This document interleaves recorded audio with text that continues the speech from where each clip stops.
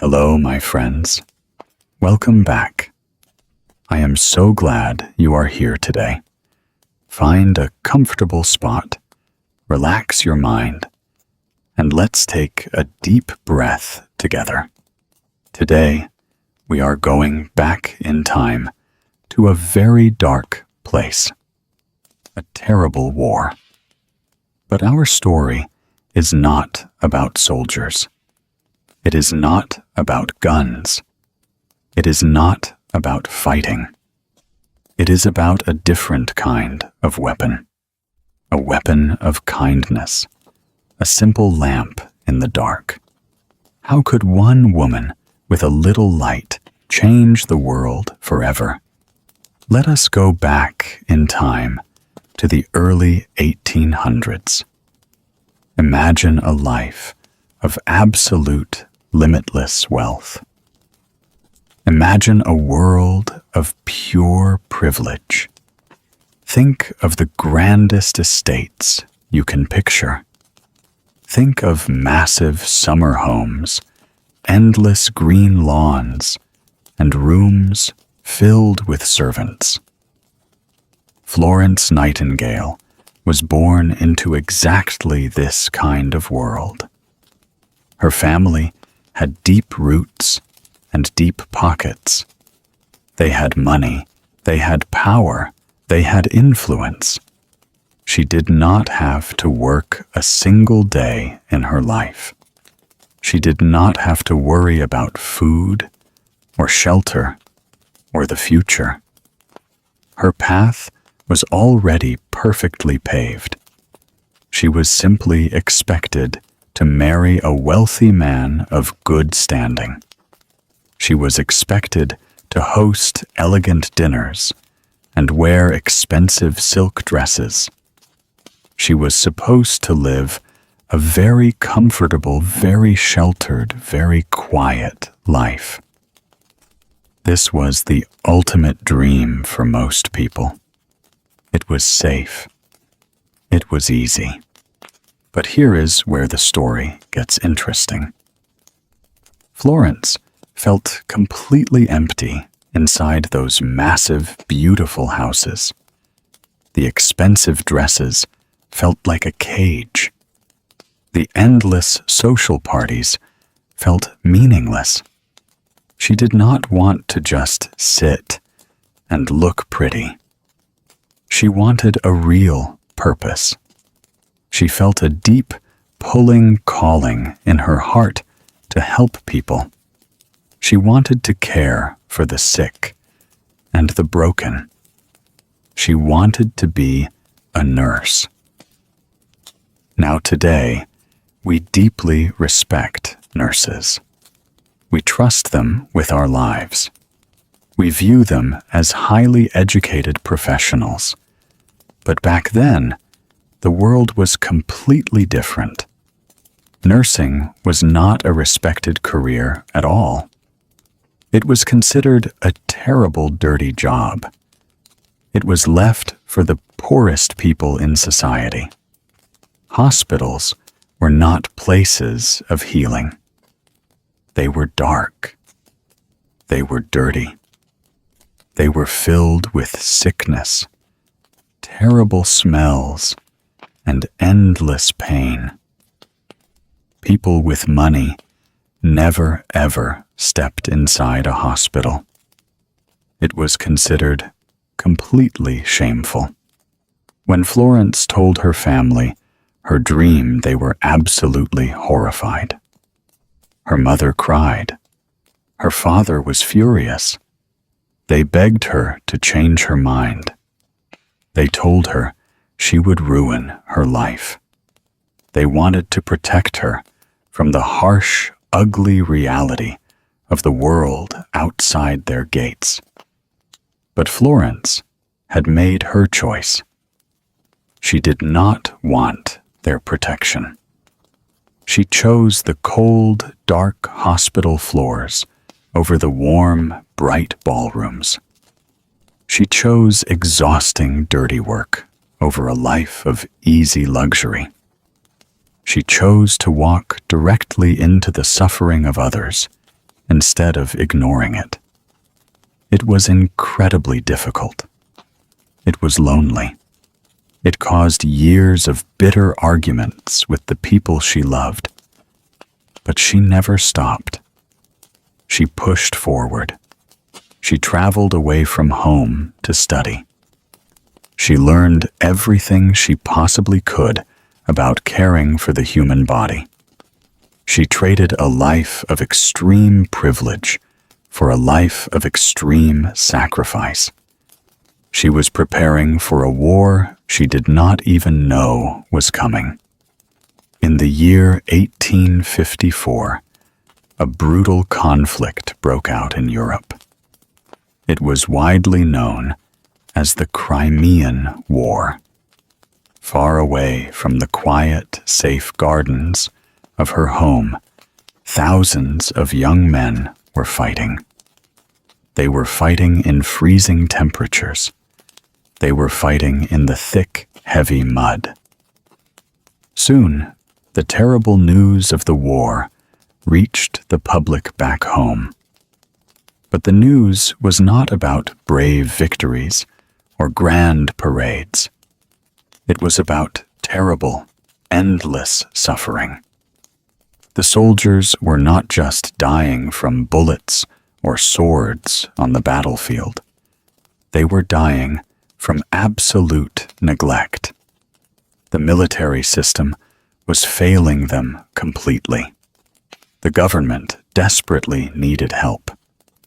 They asked Florence to lead a team of caregivers.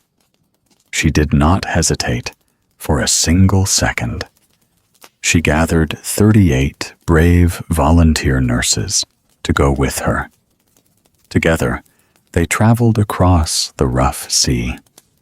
They headed to a massive military hospital called Scutari. When they finally arrived, they were deeply shocked. Nothing could have ever prepared them for what they saw inside. It was not a place of healing or rest. It was a place of complete despair. The massive building was built right over a dirty, broken sewer. The smell of sickness was unbearable. Thousands of wounded men lay on the freezing, hard floor. There were no clean beds waiting for them. There were no fresh bandages. There were no warm blankets to protect them from the bitter winter cold. The doctors were completely overwhelmed by the numbers. They had almost no medicine left to give. The soldiers lay in the dark shadows. They were waiting for the end to come. They felt entirely forgotten by the world. But what could one woman do against such massive suffering? How could a small group of nurses change an entire broken system? Here is where the real story begins. Florence did not panic. She did not give up and go home. She went straight to work. During the day, the hospital was a place of loud, terrible chaos. There was constant shouting. There was loud crying. There was the heavy rush of boots on the wooden floors. It was completely exhausting. But the night was entirely different.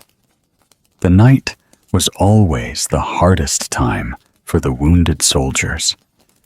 In the deep, heavy, dark, physical pain always feels much worse. The fears of the mind grow bigger and darker. When the sun went down, the doctors went to their rooms to sleep. The officers stepped away to rest. The endless hallways fell into a frightening, heavy silence. The men were left alone with their painful thoughts. That is exactly when a soft, warm light would slowly appear in the distance. It was just a single, small flame. It looked exactly like a tiny light at the end of a very long, dark tunnel. It was Florence. She held a simple oil lamp in her hands. She walked completely alone through the freezing, damp corridors. She walked past miles of broken, hurting men. Her footsteps were slow and incredibly quiet. Her voice was always gentle. She did not rush through her work. She stopped at every single bed along the way. She carefully checked their terrible wounds. She gently pulled the thin blankets up to keep them warm. She whispered kind, soft words of comfort to them. She sat down and listened to their deepest fears. She even wrote letters to their families, far away. For these young, terrified men, that small, flickering light meant absolutely everything. It was a clear sign that someone still cared about them. It was a quiet promise that they were not forgotten in the dark. As she passed by their beds, the soldiers would weakly reach out their hands. They just wanted to touch her shadow as it moved across the cold stone wall. They felt safe in her presence. They felt truly seen as human beings. In the middle of a loud, brutal war, she managed to create a quiet, peaceful sanctuary. It was a rare space of pure compassion. Because of this exhausting nightly journey, the grateful soldiers gave her a special title. They called her the Lady with the Lamp. It was a beautiful poetic name, and it was born in the middle of a very dark, ugly place. History had never seen anything quite like her. She brought humanity back to a place that had lost it completely. The lamp became a powerful symbol of hope. It pushed away the shadows of death. It brought a warm piece of home to the cold battlefield. Most people picture Florence Nightingale as just a gentle angel. They imagine a soft, quiet woman holding a lamp, smiling, and praying for the dying. They see her as a symbol of pure, simple kindness. But this popular image is only half of the truth.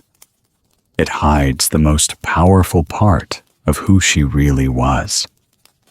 The real Florence was much tougher. She was a fierce, unstoppable fighter. She did not just want to comfort people while they died. She wanted to stop them from dying in the first place. And her greatest weapons were not gentle words or soft bandages. Her weapons were scrub brushes, hard soap, clean water, and pure air. When she looked closely at the terrible hospital, she realized a shocking fact. The soldiers were not dying from enemy bullets or exploding shells. They were dying from the thick dirt under their own beds. They were dying from terrible, invisible diseases like cholera and typhoid. The silent, deadly killer was the hospital itself. She immediately took absolute control. She did not ask the military leaders for permission. She simply went to work. She ordered her team of nurses to scrub every single inch of the bloody stone floors. She forced them to clear out the blocked-smelling sewers. She threw away the dirty, infected water. She opened the heavy, dark windows to let fresh, clean air blow inside the wards. She demanded clean cotton shirts, fresh bed sheets, and hard soap for every single injured man. The old, stubborn army doctors laughed at her. They were deeply insulted. They thought she was just a foolish, annoying woman making unnecessary trouble. They believed disease was just a normal part of war. But then something absolutely miraculous happened. The results were immediate and undeniable. Before her strict cleaning rules, 40% of the wounded soldiers in that hospital died. Nearly half of the men who walked through those doors never walked out.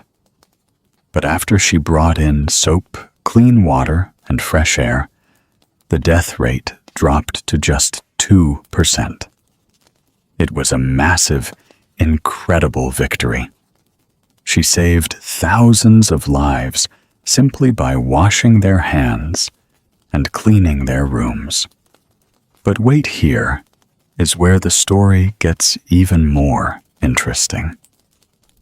Florence knew that saving lives in just one single hospital was not enough. The war would eventually end. The soldiers would go home. But the broken medical system would stay exactly the same. People would keep dying in dirty hospitals all over the country. She wanted to fix the entire system permanently. To do this, she needed to convince the powerful men in the government to change the laws. But politicians do not usually listen to sad stories. They do not care about a tired nurse's personal feelings or emotional letters. They only listen to hard, cold facts. So Florence used her most secret and powerful weapon. She used mathematics. She was not just a nurse. She was a brilliant, highly trained statistician. She collected thousands of pages of boring, confusing hospital records. She stayed up late, counting every single death. She tracked every single disease and its exact cause. She took all that messy, hidden information and turned it into clear, undeniable numbers. But there was still a big problem. She knew that busy politicians absolutely hated reading long lists of numbers. They would just look at a heavy book of math and throw it away. So she invented something entirely new and brilliant. She drew a special, colorful picture to tell the story of the numbers. Today, we might think of it as a fancy pie chart, exactly the kind of graph you might learn to make in a high school math class. She called it the rose diagram. It used beautiful sweeping colors and shapes to show a very ugly, deadly truth. The blue areas on her chart showed the deaths from preventable diseases caused by dirt. The red areas showed the deaths from actual battle wounds. The blue areas were massive. They exploded across the whole page. The red areas were tiny in comparison. Anyone looking at her simple visual picture could instantly understand the problem without reading a single word. The picture proved that bad hygiene was the real enemy of the army. Because of this brilliant chart, the government could not look away. They were forced to build cleaner, safer hospitals everywhere. In 1858, because of her genius with data, she became the first woman ever elected to the Royal Statistical Society. The lady with the lamp did not just comfort the sick in the dark. She used the sharp, bright light of data to change medicine forever. When the Crimean War finally ended, Florence returned home. She was a famous national hero. But she did not want the fame. She did not want to rest. She had a much bigger dream. She wanted to prove that nursing was not a dirty, shameful job. She wanted to prove it was a true, beautiful science. It was a highly respected medical profession. In the year 1860, she took a massive, historic step. She officially opened the Nightingale Training School at St. Thomas's Hospital in London. This was a very special, groundbreaking place. It was the very first professional, secular nursing school in the entire world. Young women traveled from everywhere to learn real medicine. They learned her strict rules about hygiene. They learned how to properly care for a patient's mind and body. Because of this single school, the world changed.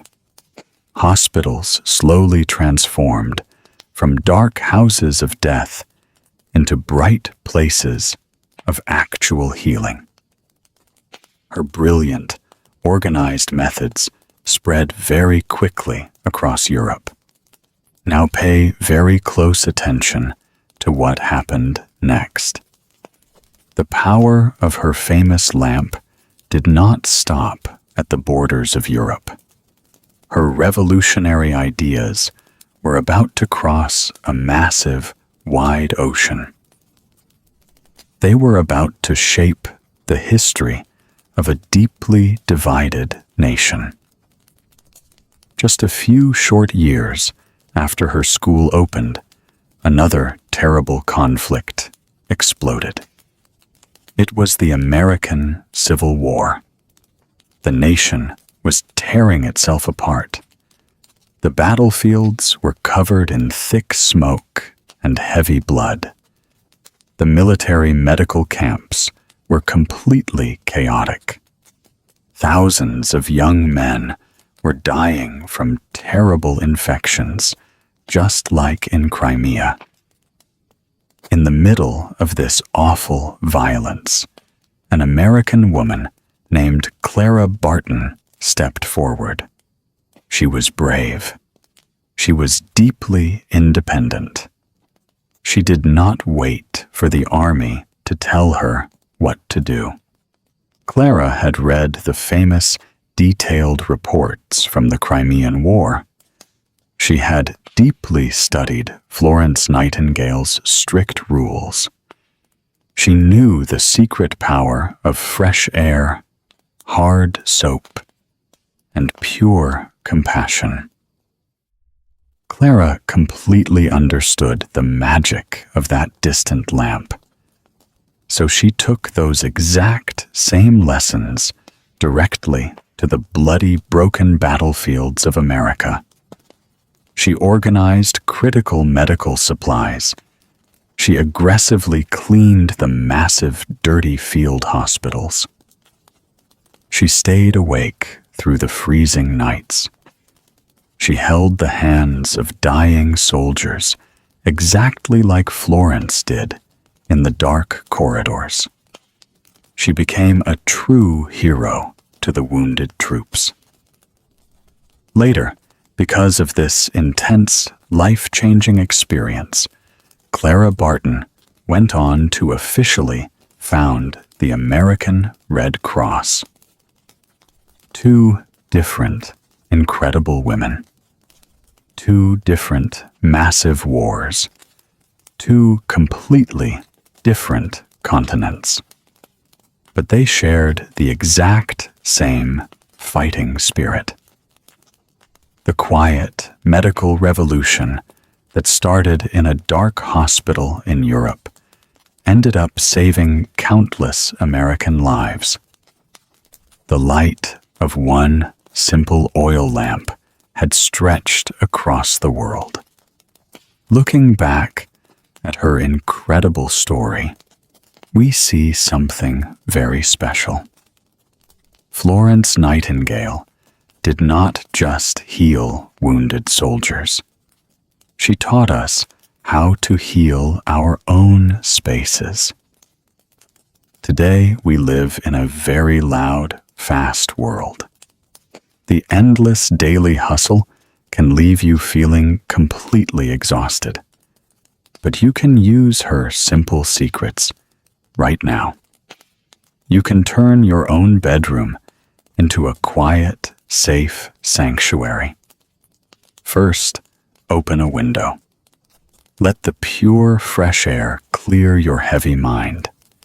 Second, let the natural sunlight wash away the shadows. Third, turn off your screens and find absolute stillness. Pure air. Natural light. Deep quiet. These are not just old medical rules. They are the foundation of a peaceful life. Because just like those tired soldiers in the dark, you also need a safe place to rest. You also need time to recover. We will see you next time.